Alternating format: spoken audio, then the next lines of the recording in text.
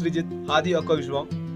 ആദ്യമായിട്ടാണ് നിങ്ങൾ എൻ്റെ ഒരു വീഡിയോ കാണുന്നെങ്കിൽ ഒന്ന് സബ്സ്ക്രൈബ് ചെയ്യും, ലൈക്ക് ചെയ്യും, സപ്പോർട്ട് ചെയ്യുകയും ചെയ്യണം. ഞാനിന്ന് പറയാൻ പോകുന്നത് ബീറ്റാ ഫിഷ് വീട്ടിൽ വളർത്തുമ്പോൾ ശ്രദ്ധിക്കേണ്ട കുറച്ച് കാര്യങ്ങളാണ്. അധികം ആളും എന്നോട് ചോദിക്കുന്നതാണ് ബീറ്റാ ഫിഷ് വീട്ടിൽ വളർത്തുമ്പോൾ അത് വാലൊട്ടി പോകുന്നു, അതിന് ചെറിയ ഫംഗസിന് കണക്കെ കാണുന്നതൊക്കെ. അതിനെക്കുറിച്ചുള്ള നമ്മൾ എങ്ങനെയാണ് അതിനെ കെയർ ചെയ്യേണ്ടതില്ല ഒരു ഇതാണ് ഞാൻ പറയുന്നത്. നമുക്ക് ഫൈറ്ററുകൾ വീട്ടിൽ വളർത്തുമ്പോൾ ഇതുപോലെ കുറച്ച് സൗകര്യമുള്ള ഒരു പാത്രത്തിൽ വളർത്താൻ ശ്രമിക്കുക. ഷോപ്പുകളിലൊക്കെ ചെറിയ ബൗളുകളിൽ ബീറ്റാ ഫിഷുകളെ നിർത്തിയിട്ടുണ്ടാകും. അത് അവർ സെയിലിന് വേണ്ടി നിർത്തുന്നതാണ്. നമ്മൾ വീട്ടിൽ വളർത്തുമ്പോൾ കുറച്ച് സൗകര്യമുള്ള ടാങ്കുകളിൽ തന്നെ വളർത്താൻ ശ്രമിക്കുക.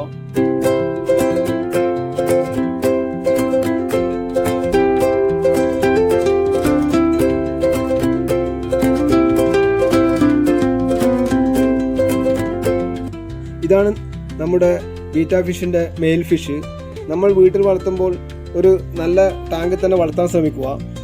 ഷോപ്പുകളിലൊക്കെ ചെറിയ ബൗളുകളിൽ ഫിഷുകൾ വെച്ചിട്ടുണ്ടാകും. അത് അവർ സെയിലിന് വേണ്ടിയിട്ട് വെക്കുന്നതാണ്. നമ്മൾ വീട്ടിൽ വളർത്തുമ്പോൾ കുറച്ച് സൗകര്യത്തിലുള്ള ബൗളോ അതല്ലെങ്കിൽ അക്വേറിയമോ ഉപയോഗിക്കുക. അവർക്ക് ഫ്രീ ആയിട്ട് സഞ്ചരിക്കാനുള്ള ഒരു സൗകര്യം ഒരുക്കി കൊടുക്കുക. ഇതാണ് നമ്മുടെ ബീറ്റാ ഫിഷിൻ്റെ ഫീമെയിൽ ഫിഷ്. നമുക്ക് ഈ ബീറ്റാ ഫിഷുകളുടെ മെയിലിനും ഫീമെയിലിനും ഒന്നിച്ച് വളർത്താൻ കഴിയുന്നതല്ല. ബ്രീഡിംഗ് ടൈമുകളിൽ മാത്രമാണ് നമുക്ക് ഒന്നിച്ച് വളർത്താവുന്നത്. അത് ബീറ്റാ ഫിഷിൻ്റെ ബ്രീഡിങ് നല്ല രീതിയിൽ മനസ്സിലാക്കിയതിന് ശേഷം മാത്രമാണ് ഈ ബ്രീഡിങ്ങിലേക്ക് പോകേണ്ടത്. അതല്ലെങ്കിൽ ഇവർ തമ്മിൽ അറ്റാക്ക് ഉണ്ടാകുന്നതാണ്. അതുകൊണ്ട് തന്നെയാണ് ഇതിനെ ഫൈറ്റർ ഫിഷ് എന്ന് പറയുന്നത്. നല്ല രീതിയിൽ അത് മനസ്സിലാക്കിയിട്ട് മാത്രം ബ്രീഡിങ്ങിലേക്ക് പോവുക. ഇനി വാട്ടർ ചേഞ്ച് ചെയ്യുമ്പോൾ ഇതാണ് ശ്രദ്ധിക്കേണ്ടത്, നമുക്ക് നോക്കാം. ഞാനിതിപ്പോൾ പുതിയ വാട്ടർ ഇപ്പോൾ എടുത്തതാണ്. നമുക്കത് എന്തെല്ലാം അതിന് ചെയ്യേണ്ടത് നമുക്ക് നോക്കാം. നമുക്ക് ആദ്യം തന്നെ കുറച്ച് കല്ലുപ്പ് അതിൽ ആഡ് ചെയ്ത് കൊടുക്കാം. ഒരു 2-3 പീസ് കല്ലുപ്പ് നമുക്ക് അതിൽ ആഡ് ചെയ്ത് കൊടുത്താൽ മതി. അതിനുശേഷം നമുക്കൊരു ബദാമിൻ്റെ ഇല, ഇതാണ് ബദാമിൻ്റെ ഇല എന്ന് പറയുന്നത്.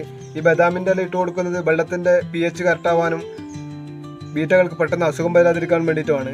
നമുക്കതിൻ്റെ ഒരു ചെറിയൊരു പീസ് നമുക്ക് അതിൻ്റെ വെള്ളത്തിലേക്ക് ഇട്ട് കൊടുക്കാം.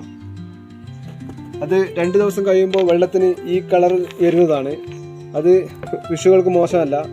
ഫിഷിൻ്റെ ഫുഡിൻ്റെ രീതി നമുക്ക് പറയാം. ഞാൻ കൊടുക്കുന്ന ഫുഡാണ് ബീറ്റാ പ്ലസ് എന്നുള്ള ഫുഡ്. നമുക്ക് ഇതിൻ്റെ ഒരു 4-5 പീസോ മാത്രമാണ് നമുക്ക് കൊടുക്കേണ്ടത്. ഫുഡ് അധികമായി കഴിഞ്ഞാൽ ഫിഷ് കഴിക്കാതെ വരികയും അത് വെള്ളം പെട്ടെന്ന് മോശമാവാനും ചാൻസ് കൂടുതലാണ്. വെള്ളം മോശമായി കഴിഞ്ഞാൽ ഫംഗസ് ഉണ്ടാവുകയും അത് ബീറ്റാ ഫിഷുകൾക്ക് അസുഖം വരാനും ചാൻസ് കൂടുതലാണ്.